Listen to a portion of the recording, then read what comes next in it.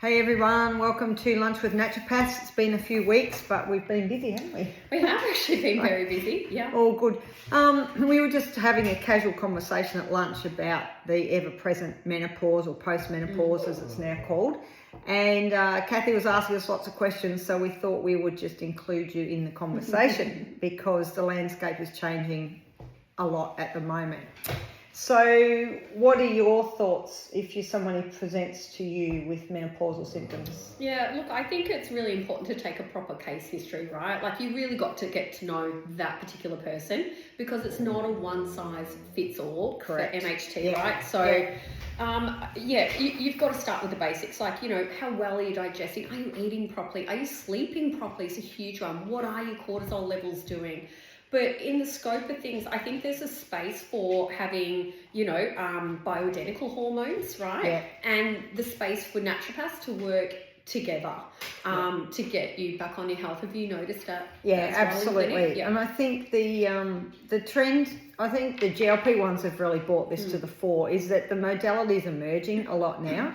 So when you combine your doctor, your GP's recommendations and some guidance from your naturopath, you can really get that optimal health because they're not going to have time to take your measurements and go through your diet and check your sleep and things like that. Yeah, they're not going to do all that fine tuning that we would do, but there is definitely a place for pharmaceuticals in the hormone replacement space, and we've all got to get our head around that because that wasn't what everyone was promoting for the last 20 years. So there's, some great clinics available that help, and there's lots of education out there now for GPs. A lot of GPs are, playing catch up with hormone replacement, and so are we. So we're going to lots of conferences, watching lots of lectures to make sure we're in that space.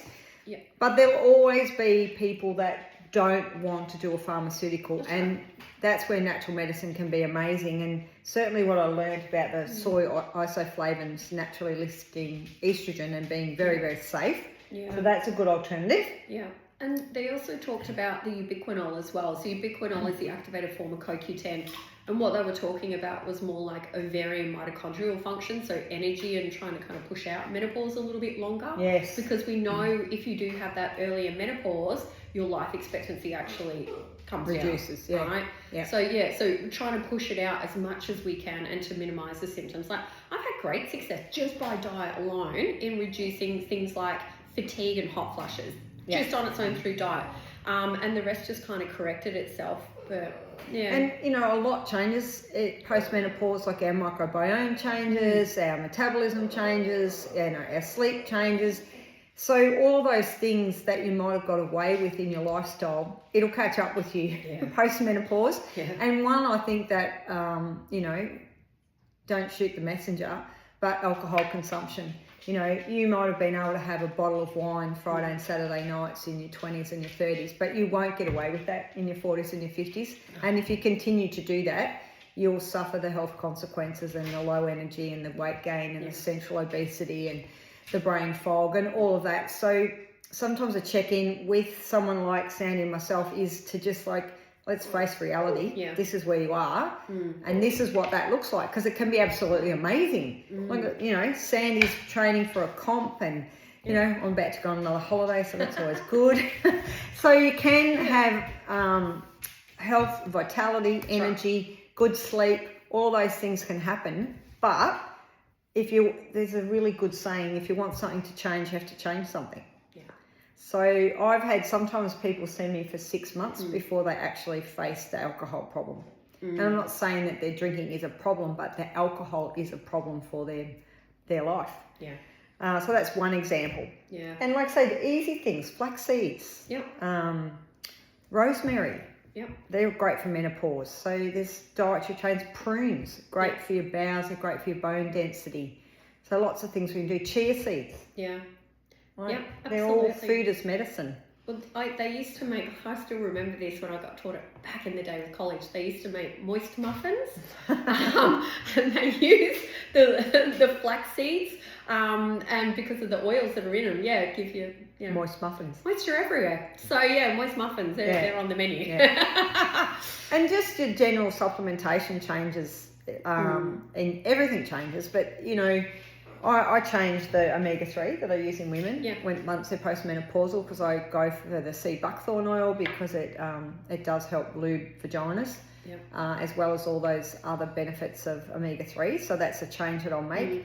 And sometimes, like you say, you know, we put the CoQ10 in for energy in the fertile period when people are trying to conceive and make great babies. But now we need to look at putting that in that perimenopause period to extend the fertility. Not so much that you want to have a baby, but to keep the ovulation happening for as long as we possibly can, which that's new. Yeah, you know, it is. Yeah. Go back, my mother's generation, as soon as you finished having babies, everyone had a hysterectomy. Like, it was just done. Whereas now we actually want to keep going. So if you're still having a period at 59, you've got to be grateful. I agree. Yeah, well, longevity, hey? So, yeah. So we are definitely in the functional medicine space. We're not out on the fringe. We're not all natural. We will help you navigate the healthcare system. We'll help you adapt your lifestyle to suit your changing body composition. All those things. If you know you've never had anxiety before and suddenly it happens, we've got sensational products and remedies to help with anxiety and sleep. So make an appointment. You can book online or just call in and have a chat. Sandy's on reception a couple of days a week. Rose is also on reception on Wednesdays. And then, you know, if that can't be resolved, they'll book you in so we can do a deeper dive. And the deeper dive's always good. It is. Yeah. All right. Have a great weekend, everybody. See you guys. See ya.